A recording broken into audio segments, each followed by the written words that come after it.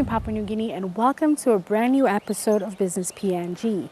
Now we're here in the beautiful Manus Province for their financial inclusion graduation. Recently in Lorengau, more than 2,000 previously unbanked and financially illiterate graduated. Now these graduates can go on with their training to contribute meaningfully to society. According to the central bank, an estimated 70 to 75% of the total population is excluded from access to the formal financial sector.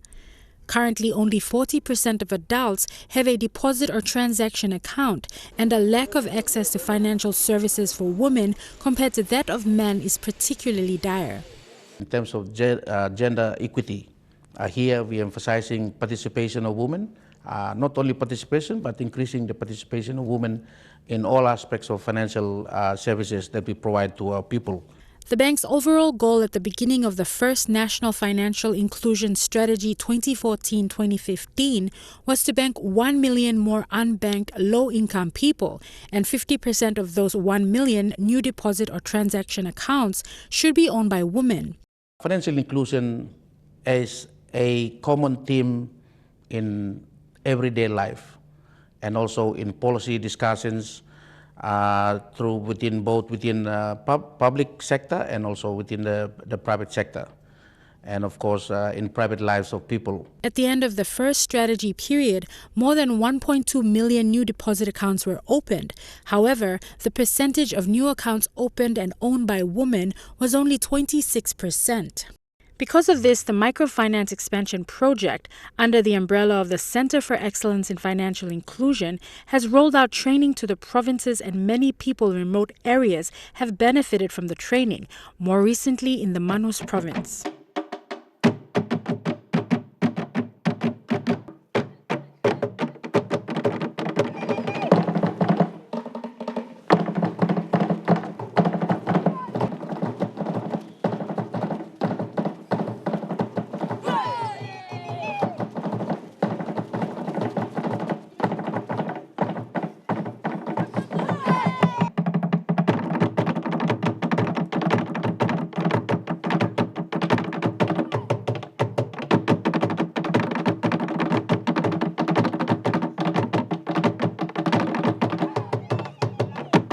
Actually, the Microfinance Expansion Project under the Bank of PNG, we have an MOU with the Manus Provincial Government.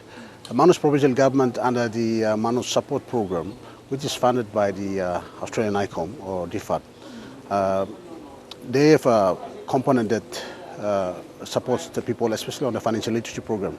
Financial education has reached the scattered islands of Manus. The Microfinance Expansion Project recently graduated more than 2,000 men and women now knowledgeable on savings and wisely spending money. The training is designed to bank the unbanked with close emphasis on closing the gender gap in financial inclusion. Empowered by the training, the graduates can go on to contribute meaningfully to society, and with the help of microfinance institutions like the Manus Savings and Loan Society, open tailored accounts to suit their lifestyles. Right now we have the graduation of all participants that we rolled out the financial literacy training. A total of 2,000 people participated. We're now at their graduation and also at our graduation. So it's our graduation, the trainers, and also the participants. So the participants would also help the local people in the awareness of the importance of savings and budgeting, which were the two important topics that we are doing awareness, that could help boost people to understand the importance of budgeting in their household and having to save enough so that household well-being, family life could be improved. Financial education teaches people concepts around money and how to manage money wisely. It offers the opportunity to learn basic skills related to earning, spending, budgeting, saving, borrowing, and understand the financial services available in the market. I just woke up one day, I went to school, I was sitting in a classroom and I really wasn't enjoying what I was doing. I wasn't feeling fulfilled. I'm Leanne Girari in Lorengau, and you're watching Business PNG.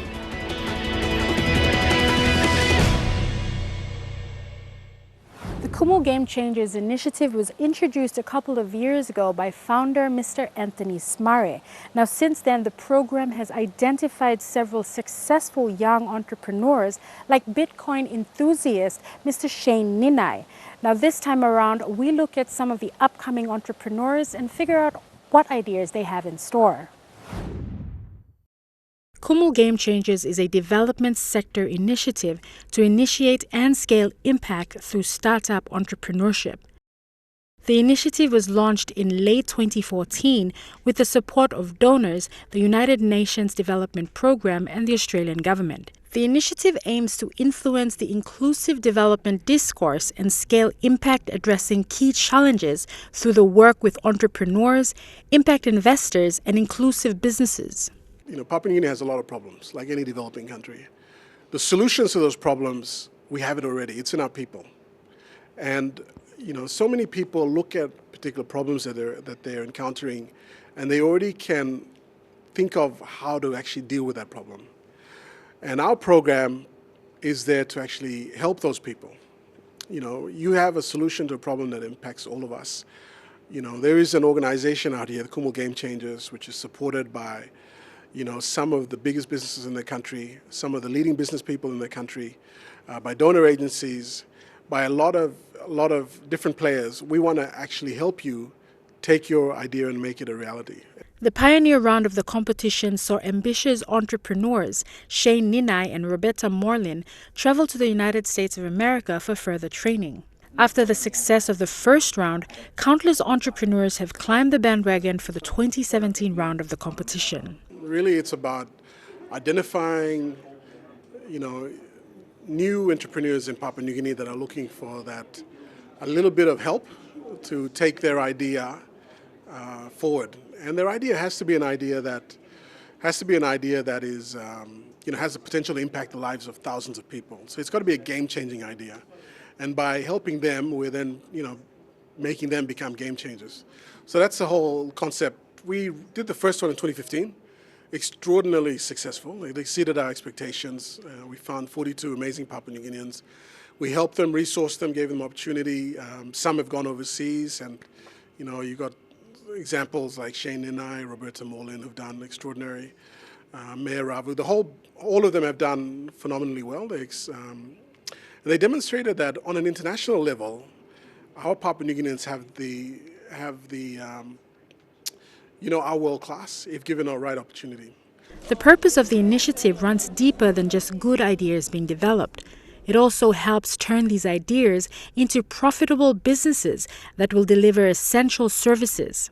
The country is teeming with innovative entrepreneurs looking for an avenue to launch their ideas and products, and Kumu Game Changers offers this avenue along with traineeship and assistance with startup funding.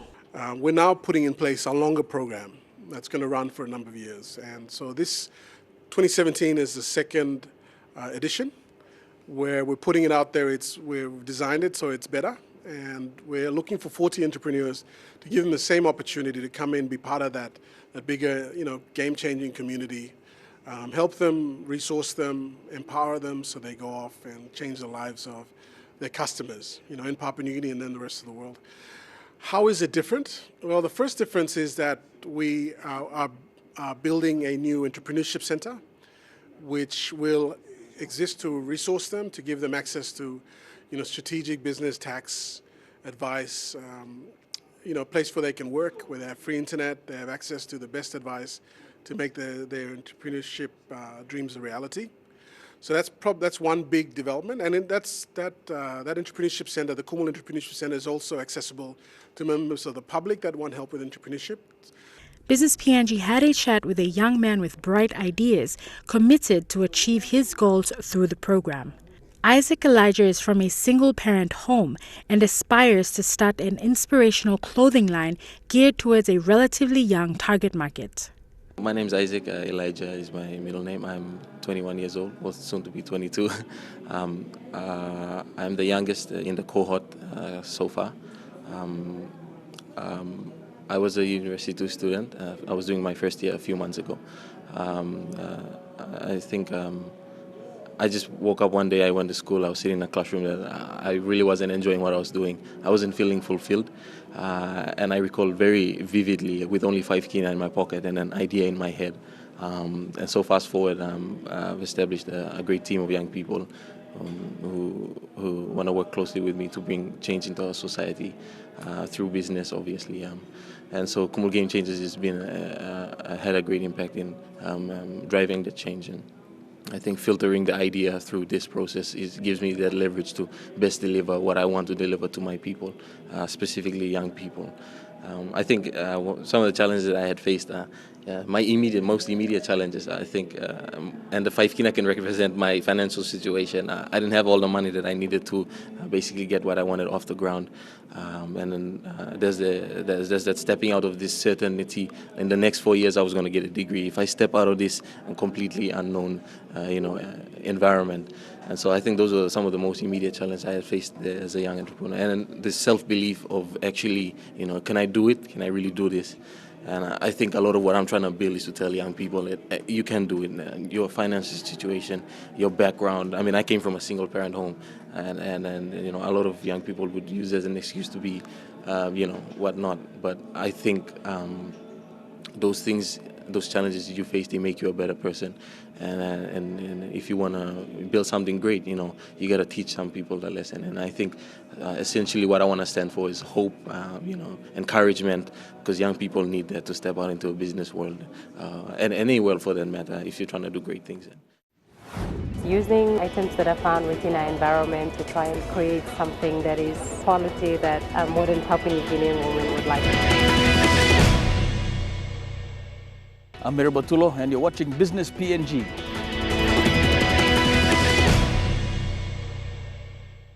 Welcome back to Business PNG. Now here on the show, we like to tell the stories of upcoming Papua New Guinean businesses. So tonight we feature Maku Gifts all the way from Kokopo, East New Britain Province. Papua New Guinea is a land of diverse culture. From the highlands to the coast and further out to the islands, every region, every province, every tribe is unique, and the customs and cultures that accompany them differ significantly. The way a mat is woven in the southern region may differ to how it is woven in the Momase region, or the way a bilum woven or knitted, and the material used differs exponentially from the highlands to the coast. Over the decades, the entrepreneurial spirit has driven Papua New Guineans to commercialize from our cultures. From craft markets selling beaded bracelets and necklaces, fans woven from palms and purses, and clutches made out of tapa, all organic, all Papua New Guinean.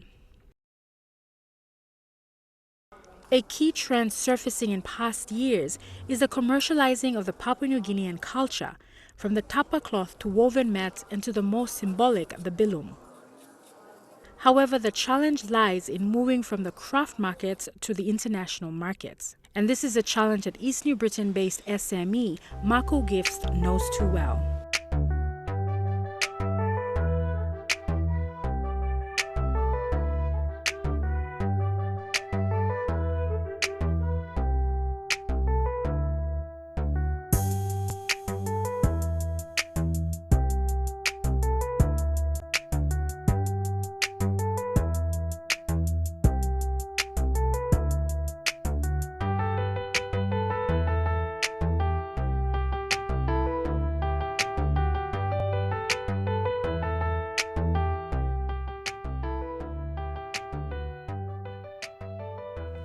Business PNG spoke to owner Annette Sete about her largely popular Lava Girl jewelry and marketing her products overseas.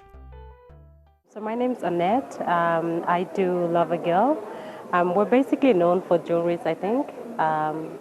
What we do with the jewelries is using items that are found within our environment to try and create something that is trendy, that is quality, that a modern Papua New Guinean woman would like to wear. So that's what we do. And then we do a little bit of fashion pieces as well, PNG prints on fabric and things like that. We sell to, I think there's a big number of Fiji combined together as a country. Their total is just about Papua New Guinea, just about Mosby City. Yeah, so we sell predominantly to Australian customers, a wide range in Papua New Guinea, and we've got the Pacific as well. So a lot of Fijians, quite a few from Solomons and Vanuatu. But we've also sent orders out to, I think the furthest we went to is Germany. There's one to Germany, and I think 3 to US to date, and a couple to Thailand as well. Yeah. I think the main, the good thing is that Facebook allows us to sell to markets that we won't necessarily sell to if we were to use traditional media to market our products. Facebook really helped us to get to areas where we could not necessarily have gone to. That's a good thing. The bad thing is that the freight cost is killing us, yeah, because we need to send there, and also if they were to buy in foreign currencies, Papua New Guinea doesn't have a pay platform to allow us, SMEs or Papua New Guinea businesses online, to sell, to accept foreign currencies online. So we are sort of working around and trying to find out which institutions are offering a platform, pay platform that we can, like at the moment, you got to have an account in Australia or somewhere else to be able to process your online sales. But for businesses like myself, where we're Papua New Guinea based, we need a platform, a payment platform to be able to then accept cash online, because at the moment it's not. We try to use PayPal, but with PayPal you don't necessarily get the cash. You sort of use it to pay for other stuff as well and all that. Yeah. So that's the main challenge for SMEs trying to go online, I think. Yeah. Mako Gift is based at Kokopo's Gazelle Hotel and caters to the visitors of Kokopo, mainly those holidaying at the hotel. The Lava Girl line also includes dresses and blouses. For Lava Girl, it's quite interesting how women in Papua New Guinea especially sort of embrace us and love the stuff that we're doing. Although we're working with like the cheapest type of fabric in town, we're dealing with rayon materials, and sort of limits us to do a lot more at the moment. But it has been really good in that they embrace us and we're able to sell a lot more of our stuff and prints. So I think going forward, I'm looking at developing that area, getting more Papua New Guinea theme prints out at the moment. I do mainly Melanesian prints. I think there are others that are doing a lot of Polynesian and tribal prints from the Pacific. But yeah, my stuff are more Melanesian, so I'd like to see if I could develop that a little bit more. And that's all we have for this episode of Business PNG. For more information, if you would like to simply view this episode again, visit EMTV online at the URL at the bottom of the screen. Or to simply join the conversation, like our page on Facebook or follow us on Twitter at the Twitter handle at Business PNG. Until next week, have a pleasant evening. I'm Leanne Jarari, and this was Business PNG.